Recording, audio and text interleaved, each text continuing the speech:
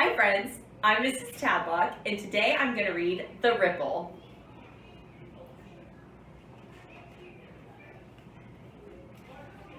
Pat wakes up with a smile. He dresses, eats breakfast, and rides down the elevator with a smile. He walks through the lobby and stops at Mr. Clyde, the grumpy old doorman. Pat gives him a huge smile and a hearty good morning. Mr. Clyde stayed grumpy.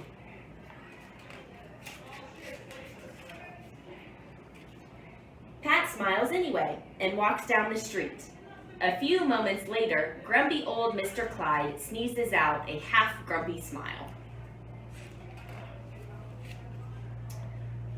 He holds the door open for the lady with the big hat and muffles, "You look nice today," who then lends her umbrella to the crossing guard as it starts to sprinkle.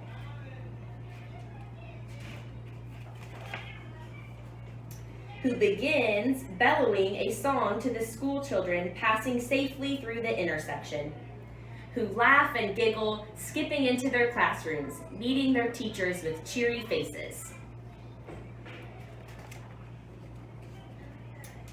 But throughout Pat's day, his smile and his cheer fade away. Why me, he wonders. What did I do wrong? He walks home with a grimace. He rides up the elevator with a frown. He eats his dinner with a pout and goes to sleep, gloomy and grumpy. The next day, Pat decides to stay in bed all day. That morning, old Mr. Clyde meets the tenants with a grumpy old scowl. The lady with the big hat chases her hat down the street and yells at the crossing guard, who muddles the school traffic, making everyone late.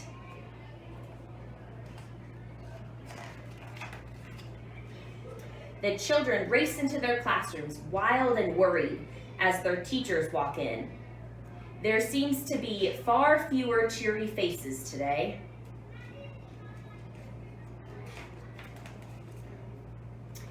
At night, Aunt Edna comes to see Pat. "I'm just a kid, so small and so young," he sighs. "What difference does it make if I stay in bed for just one day?" "You know, the smallest stone still makes a ripple in the water. You are more important than you think," she replies.